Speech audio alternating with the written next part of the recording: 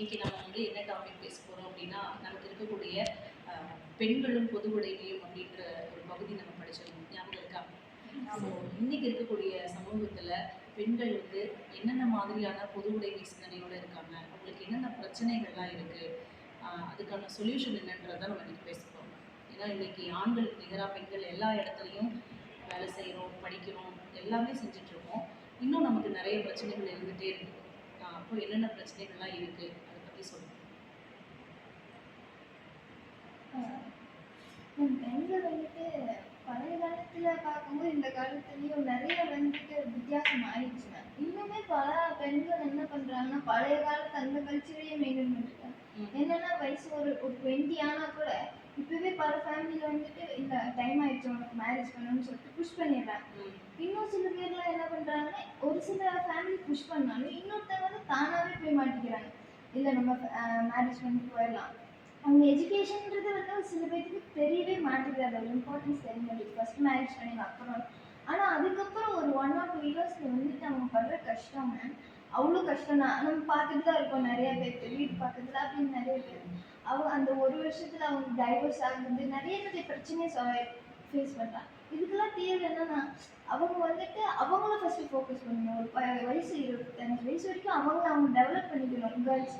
ஏன்னா இப்போது காலம் வந்துட்டு ரொம்ப அட்வான்ஸாக போகிறதுனால இந்த மாதிரி ஒரு விஷயத்தில் ஃபோக்கஸ் பண்ணாமல் பெண்கள் வந்துட்டு அவங்க ஃபோக்கஸ் பண்ணி அவங்க எஜுகேஷனையும் அவங்க ஸ்கில்லையும் ஃபோக்கஸ் பண்ணால் கண்டிப்பாக அவங்களுக்கு எந்த பிரச்சனை வராது.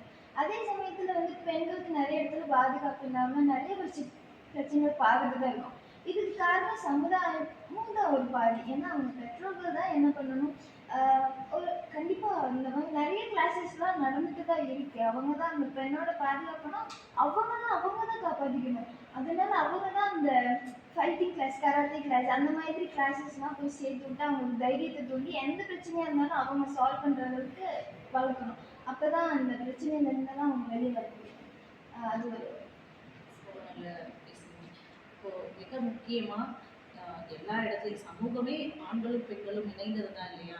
அதனால 2 பேர்கிட்டையுமே இந்த பொறுப்பு இருக்குன்னு நான் நினைக்கிறேன். ஜெமினி, பெண்ணை மட்டும் சொல்லிட முடியாது, ஆண் பெண் 2 பேருக்குமே இந்த பொறுப்பு இருக்குது. ஏன்னா சமூகம் வந்து எல்லாராலையும் சேர்த்து இணைக்கப்பட்டது தான். அதனால நீங்கள் சொல்கிறது ஒரு வகையில் நியாயம். கல்வி இருந்தது அப்படின்னா அந்த பெண் வந்து சாமர்த்தியமாக முடிவெடுப்பா, எல்லா திறமும் அவளுக்குள்ள வந்துடும். ஒரு குறிப்பிட்ட காலத்துக்கு மேலே வந்து அவங்களால தைரியமாக சிந்திக்க முடியும். இல்லைன்னா வந்து ஒரு ப்ரீமெச்சூராக இருந்தாங்கன்னா அவங்க எந்த ஒரு விஷயத்தையும் கையாள முடியும். சரின்னு சொல்லுங்க. இப்போ இருக்க இதில் அதாவது போன டைமில் வந்து அதாவது பாஸ்ட் டேஸில் வந்துட்டு பெற்றோர்களே வந்துட்டு பொண்ணுனா இப்படி தான் வளரணும், பையன் தான் அப்படி வளரணும் அப்படின்னு ஒரு ரூல்ஸ் இருந்தது. இப்போ இருக்கிறதுலையும் நம்மளுக்கு தெரிய மாட்டேங்குது. ஆனால் இப்போயும் சில இடங்கள்ல வந்துட்டு பொண்ணுங்கன்னா இப்படி தான் வளரணும், இப்படி தான் ட்ரெஸ் போடணும், ஏன் இது சொல்லித்தரலையா அப்படின்ற அளவுக்கு பேசுகிற நிலைமை இருக்குது. எனக்கு என்னன்னா நம்ம ஒரு பையனை எப்படி வளர்க்குறோமோ அதே அளவு ஆன ஒரு தைரியத்தையும் ஒரு எப்படி நடந்துக்கணும் அப்படின்றத சொல்லி வளர்த்தோம்னா அந்த பொண்ணு நல்லா தான் வளருவாங்க. அதே மாதிரி ஒரு பொண்ணை எப்படி பார்க்கணும், அவளை எந்த இதை வச்சு பேசணும் அப்படின்றத ஒரு பையனுக்கு கண்டிப்பாக சொல்லித்தரணும். அப்படி சொல்லி தந்தாவே பாதி பிரச்சனை இங்கே நடக்காது. இப்போ இன்னொரு என்னன்னா இப்போ நைட் டைம்ல பொண்ணுங்க வந்துட்டு ஒரு அவங்களுக்கு பிடித்தமான ட்ரெஸ் போட்டு போகிறது அது பார்க்குறவங்க கணக்கு தப்பாக இருந்ததுன்னா அதுக்கு அந்த பொண்ணு பொறுப்பு அப்படிங்கிறது பார்க்குறவங்க. அப்போ அவங்க பெற்றோர் தானே காரணம். அந்த பையனோட பெற்றோர் ஒழுங்காக வளர்த்துருந்தா அந்த பையன் அப்படி பண்ண மாட்டாங்க. அதனால ஒரு பெற்றோருக்கு என்னன்னா பொண்ணுங்களை மட்டும் இப்படி நடந்துக்கோங்க அப்படி நடந்துக்கோங்க இந்த வேலையை செய்யுங்கன்னு சொல்லக்கூடாது. பசங்களுக்கும் இப்படி நடந்துக்கோங்க, பொண்ணுங்களை இப்படி ரெஸ்பெக்ட் பண்ணணும், அவங்களுக்கும் ஒரு டிக்னிட்டி இருக்குது, அவங்களும் படிக்கிறாங்க, அவங்களும் வேலைக்கு போகிறாங்க, ஸோ அவங்களையும் நம்ம ரெஸ்பெக்ட் பண்ணணும் அப்படின்ற ஒரு இதை சொல்லிக் கொடுத்து வளர்க்கணுங்கிறது என்னோட. சூப்பர், ரொம்ப நல்ல ஒரு இது. என்ன அப்படின்னா நான் சொன்ன அதே தான், ஆண் பெண் 2 பேருக்குமே நம்ம வந்து நல்ல பழக்கங்களை, நல்ல விஷயங்களை, சமூகத்தை எப்படி பார்க்கணுங்கிறத, ஒரு இதில் நடக்கக்கூடிய விஷயத்தை எப்படி அணுகணும் அப்படின்றத கிளியராக நம்ம சொல்லி கொடுத்துட்டோம்னாலும் அவங்களோட விஷயம் எல்லாமே வந்து கம்ப்ளீட் ஆகிடும் இல்லையா? எதை செய்யணும் எதை செய்யக்கூடாதுன்னு அவங்களுக்கு நம்ம சொல்லி கொடுத்துட்டோம் அப்படின்னா அவங்க பாட்டுக்கு அந்த பாதையில் நடந்துட்டு போயிட்டே இருப்பாங்க. கொஞ்சம் சொல்லுங்கள். ஃபஸ்ட்டு வந்து பெண்களுக்கும் சம உரிமை இருக்கணும். இப்போ இந்த காலத்தில் வந்து அது ஈக்குவலாக இருக்குது. ஆனால் அந்த காலத்துலலாம் பார்த்தீங்கன்னா பெண்கள் வந்து ஏஜென்ட் பண்ணாலே நீங்கள் வந்து ஸ்கூலுக்குலாம் போகக்கூடாது, வீட்டில் தான் இருக்கணும், நீங்கள் வந்து சமைச்சுலாம் பழகணும், நீங்கள் பசங்களோட பேசக்கூடாது அப்படின்ற கட்டுப்பாட்டுலேயே வளர்த்தி அவங்க வந்து அப்போ வந்து அவங்களோட இதெல்லாம் கேட்காம அப்படியே கல்யாணம் பண்ணி அவங்க வந்து அதுபடியே இருக்காங்க. ஆனால் இந்த காலத்தில் வந்துட்டு நல்லா படிக்க வைக்கிறாங்க, நல்லா அவங்களுக்கு தேவையானதான் அவங்க கேட்டு பண்ணாலுமே இப்போவும் கொஞ்சம் இடத்துலலாம் வந்துட்டு இன்னுமே அதை ஃபாலோ பண்ணுறாங்க. ஸோ அதை ஃபாலோ பண்ணாமல் இருந்து பெண்களுக்கு என்ன தோணுதோ அதை அவங்க இதில் விட்டாலே பெண்கள் வந்து கொஞ்சம் அவங்களோட லைஃப்பை வந்து அச்சீவ் பண்ணி அவங்களுக்கான கோல்ஸ் ரீச் பண்ணால் அவங்களுக்கும் அந்த ரெஸ்பெக்ட் தானாகவே வந்துடும். ஸோ சில பேரண்ட்ஸ்லாம் வந்துட்டு இல்லை அப்படிலாம் சில இதெல்லாம் நம்ம எடுக்கும்போது அவங்க வந்து முட்டுக்கட்டை போடுவாங்க, இல்லை நீ இது போகக்கூடாது, இதை தாண்டி நீ போகக்கூடாது, நீ படிக்கக்கூடாது, நீ வேலைக்கு போகக்கூடாது அப்படின்னு சொல்லி தடுக்கும்போது அவங்களுக்கு வந்து அவங்களுக்கான உரிமை இல்லாமல் போகுது. ஸோ அதனால என்ன பண்ணுறாங்கன்னா கல்யாணத்துக்கு அப்புறம் எல்லாத்துக்கும் தொட்டதுக்கெல்லாம் நம்ம வந்து இன்னொருத்தங்களை டிபெண்ட் பண்ணி இருக்கிற மாதிரி கொண்டு போயிடுறாங்க. ஸோ அதெல்லாம் இல்லாமல் அவங்களுக்கும் தேவையானது தெரிஞ்சு அவங்க வந்து இன்னுமே தைரியம் கொடுத்து நம்ம அவங்கள வளர்த்துனா பெண்கள் வந்து இன்னுமே கொஞ்சம் நல்ல ஃப்ரீடமாக இருப்பாங்க. அவங்களோட ரெஸ்பெக்ட் வந்து அவங்களுக்கு லைஃப் லாங் அவங்களுக்கு கிடைக்கும் அப்படின்றத நான் சொல்லுவேன். அஸ்வினி சார். பெண்கள் பாதுகாப்பு ஆண்கள் பாதுகாப்பு ரெண்டுமே பேசுகிறோம். இத்தனை நேரம் வந்து இங்கே பெண்கள் பாதுகாப்பு பேசுகிறாங்க. நான் வந்து ஆண்களுக்காகவும் பேசுகிறேன், பெண்களுக்காகவும் பேசுகிறேன். இப்போ வந்து இந்த சமுதாயத்தில் வந்து பெண்களுக்கும் பாதுகாப்பு இல்லை, ஆண்களுக்கும் பாதுகாப்பு இல்லை. ஏன்னா ஒரு பேரண்ட்ஸ் வந்து ஒரு குழந்தைய வளர்க்குற விதம் தான், ஒரு பேரண்ட்ஸோட கேரக்டர் தான் அந்த குழந்தைக்கு வரும். அவங்க சிறு வயதுலேயே அந்த குழந்தைய வந்து இந்த வயதில் இப்படி தான் இருக்கணும்னு கண்டிப்பாக வளர்த்துலாம் அந்த குழந்தை பெரியானும் போது பெண்களுக்கோ இல்லை ஆண்களுக்கோ அந்த மரியாதை தரும். அதனால் பெண்கள் பாதுகாப்பு வந்து ரொம்ப முக்கியம், ஆண்கள் பாதுகாப்பும் முக்கியம். இப்போ ஒரு வீட்டில் ஒரு குழந்தை வளரும்போது ஆண் வந்து அதிகமாக வருமானத்தை ஈட்டுறதுக்காக வெளியில் போயிடுறாங்க, பெண்ணும் போகிறாங்க. அப்படி 2 பேரும் வேலைக்கு போனாலும் கூட அந்த குழந்தையோட பொறுப்பு தன்மை அப்படிங்கிறது, பொறுப்பாக வளர்க்குறதுங்கிறது எல்லாருக்கிட்ட இருக்கும். மெஜாரிட்டி யார்கிட்ட இருக்கும்? ஆண்கிட்ட இருக்குமா, இல்லை அப்பாவா அம்மாவா? அம்மா தான். என்ன பிள்ளை வளர்த்து வச்சிருக்காங்க கேட்பாங்களா? அப்பாவை சொல்ல மாட்டாங்க, எதுவுமே அம்மா கிட்ட தான் வரும் அந்த கேள்வி.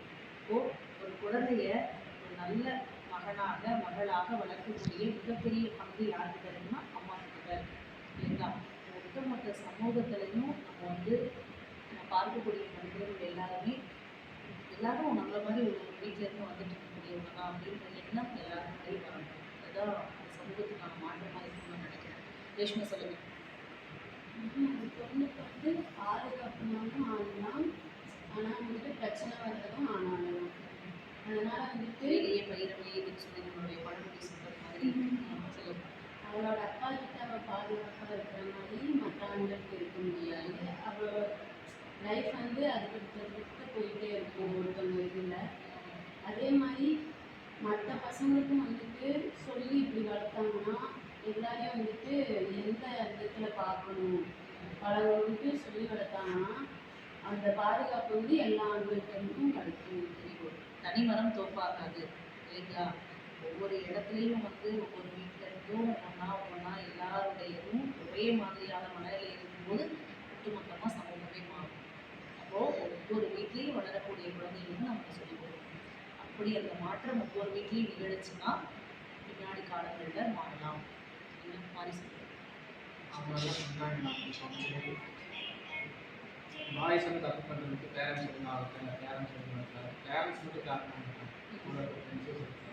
பேரண்ட்ஸ் நல்லா வளர்த்தாங்க. இப்போ அவன் ஸ்கூலுக்கு வந்துட்டான் அப்படின்னா ஒரு 24 ஹவர்ஸில் அவன் வந்து 20 ஹவர்ஸ் வந்து ஸ்கூலில் தான் ஸ்பெண்ட் பண்ணுவான். 4 ஹவர்ஸ்லாம் வந்து ஃபேமிலியோட ஸ்பெண்ட் பண்ணுவான். அதான் ஸ்பெண்ட் பண்ணுறான்னா எனக்கு தெரியவே இல்லை. பாதி பேர் வந்து ஹாஸ்டலு, பாதி பேர் வந்து அந்த மாதிரி விட்டு இருக்கிறதுனால அவன் ஃபோனில் சொன்னதை கேட்டால் தான் அவங்கள என்ன சொன்னாங்க, பேரண்ட்ஸ் தான் இல்லை கேர்ள்ஸுக்கும் வந்து எங்கே போனாலும் பார்த்து பார்த்தா போயிட்டு வருவோம். ஆனால் முந்தி இருந்த மாதிரி இல்லை, ஒரு கேர்ள்ஸை வீட்டுக்குள்ளேயே கூட்டு இந்த மாதிரி இடத்துல இவரெல்லாம் விட்றாங்க. ஸோ ஓவராக அட்வான்டேஜ் எடுத்து இவங்களும் கொஞ்சம் இது நன்மாற்றலாம் விஷயம்லாம் பண்ணாமல் இவங்களும் கரெக்டாக இருக்காங்க அப்படின்னு. அதே மாதிரி முந்தைய காலத்தில் வந்து கேர்ள்ஸ் வந்து ஏஜ் பண்ணால் வீட்டுக்குள்ளே தான் இருக்கணும் அப்படின்னு சொன்னாங்க. இப்போ வந்து அப்படி கிடையாது. இப்போ எல்லா ஃபீல்ட்லேயுமே பெண்கள் வந்து வந்துட்டாங்க. மிலிட்ரியிலேருந்து, ஆர்மியிலேருந்து, ஏரோஸ்பேஸ்லேருந்து, பைலட் வரைக்கும் வந்தாச்சு. அதாவது ஆண்களுக்கு சமமாக கேர்ள்ஸ் நிற்கிறாங்க. அதே மாதிரி எல்லா இடத்துலையுமே இருக்கும். ஒழுக்கத்துலேயும் சரி, எல்லா இடத்துலையுமே இருக்கும்.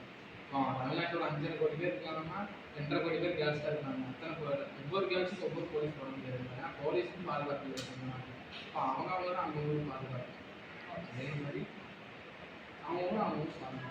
யாருமே ஆணாக இருந்தாலும் சரி, பெண்ணாக இருந்தாலும் சரி, நம்மளுடைய எப்படி வந்து நம்ம தன்னம்பிக்கை சொல்கிறோமோ, நம்மளுடைய செல்ஃப் கான்ஃபிடென்ட், ஸோ அது மூலமாக தான் அவங்க எல்லாத்தையுமே கடந்து போக முடியும். பெற்றோர்கள் சொன்னாங்கன்னா அவங்கக்கிட்ட நம்ம பேசி புரிய வைக்கலாம். இல்லை நான் கொஞ்சம் படிக்கிறேன் அப்படின்னு சொல்லலாம். அதே போல் இந்த இடத்துக்கு நான் போயிட்டு நான் பத்திரமா வந்துட்டேன் அப்படிங்கிறத நாம் ஒவ்வொரு நாள் பண்ணணும். அப்புறம் அடுத்த நாள் அவங்க இருப்போம். ஒவ்வொரு விஷயத்துக்குமே நாம் இங்கே சில விஷயங்களுக்கு நம்ம போராடி ஆகணும், கண்டிப்பாக போராடிட்டு இருக்கோம். ஆனால் இந்த சமூகம் மாறணும் அப்படின்னா அது ஒவ்வொரு குடும்பத்திலேருந்தும் மாற்றம் நிகழ்ந்தால் மட்டும்தான் முடியும் இல்லைங்களா? எந்த ஒரு விஷயமா இருந்தாலும் சரி, ஒரு தனி மனிதரால் முடியாது. ஒரு வீட்டில் இருந்தும் வளரக்கூடிய குழந்தைகள் எல்லாருமே